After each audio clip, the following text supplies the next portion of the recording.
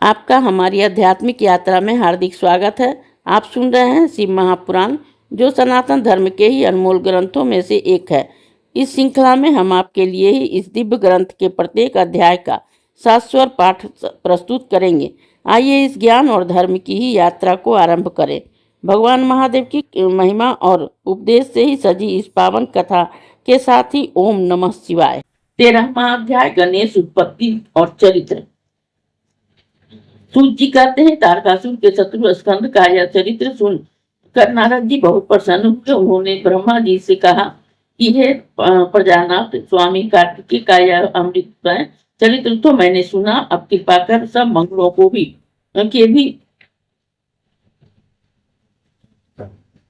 मंगल श्री गणेश जी का दिव्य चरित्र मुझे सुनाइए। तब नारद जी ने इस प्रकार के वचनों को सुनकर ब्रह्मा जी प्रसन्न हो शिव जी का स्मरण करते हुए बोले कि हे नारद जी, कल्प भेद में गणेश जी के कई प्रकार के चरित्र हैं। उनमें से एक बार शनि की दृष्टि से उसका सिर छेदन हुआ और हाथी का सिर जुड़ा श्वेत कल्प में ही होने वाले गणेश जी की उत्पत्ति कहता हूँ, जिसमें ही कृपालु शंकर जी ने भी उनका सिरोच्छेदन किया था। सृष्टिकर्ता शंकर के विषय में ही यह सब कुछ भी संदेह करना योग्य नहीं है, क्योंकि सबके पति शंकर जी सगुण भी हैं और निर्गुण भी।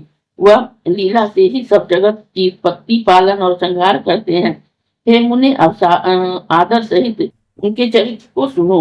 जब विवाह कर शिव जी कैलाश पर चले गए, तब कुछ समय व्यतीत होने पर ही गणपति का जन्म हुआ। एक समय की बात है, जया और विजया नामक पार्वती जी की दो सखियों ने परस्पर विचार कर पार्वती से जाकर कहा कि शंकर जी के द्वार पर जो हमारे असंख्य गण और द्वारपाल विराजमान है रहते हैं, उन पर हमारा अधिकार होते हुए भी कुछ भी अधिकार नहीं है, क्योंकि हमारा मन उनसे नहीं मिलता। अतः हे भगवती, हे पुण्यशीले, एक हमारा भी तो कोई गण होना चाहिए। आप उसकी रचना कीजिए। देवी पार्वती को सखियों की यह बात प्रिय लगी और उन्होंने उसकी रचना की इच्छा की। जब एक समय पार्वती जी स्नान कर रही थी, नंदी द्वार पर बैठा हुआ था, तब उसके मना करने पर भी शिव जी हठात ही मंदिर में प्रवेश कर गए, जिससे लज्जित हो जगत अंबिका तुरंत उठ बैठी। तब उन्हें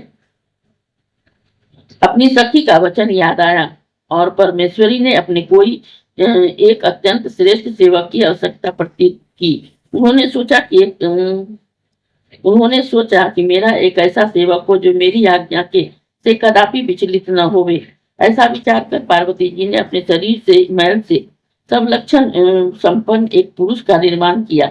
वह शरीर से सब कुछ सब अवयवों से निर्दोष तो था ही, किंतु सुंदर, विशाल और सर्व शोभा संपन्न तथा महाबली एवं पराक्रमी था। पार्वती जी ने उसे अनेक प्रकार के वस्त्रों से सजा, अनेक प्रकार के अलंकारों से युक्त कर बड़ा आशीर्वाद दिया और कहा कि तुम ही एकमात्र मेरे पुत्र हो, दूसरा कोई नहीं। तब उस पुत्र ने पार्वती जी से कहा कि हे माता, मेरे लिए क्या आज्ञा है, मैं आपकी सब आज्ञाओं को पूर्ण करूंगा।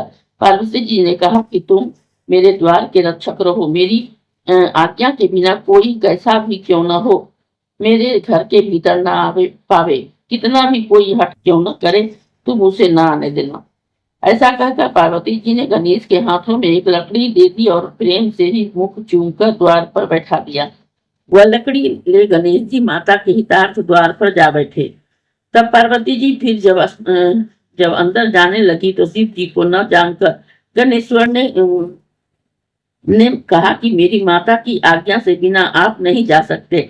माता इस समय स्नान कर रही है, तुम कहाँ जाते हो, यहाँ से चले जाओ। यह कहकर ही गणेश जी ने लकड़ी से ले उन्हें रोक दिया। शिव जी ने कहा कि मूर्ख, तू किसको रोकता है, क्या तू मुझे नहीं जानता, मैं शिव हूँ।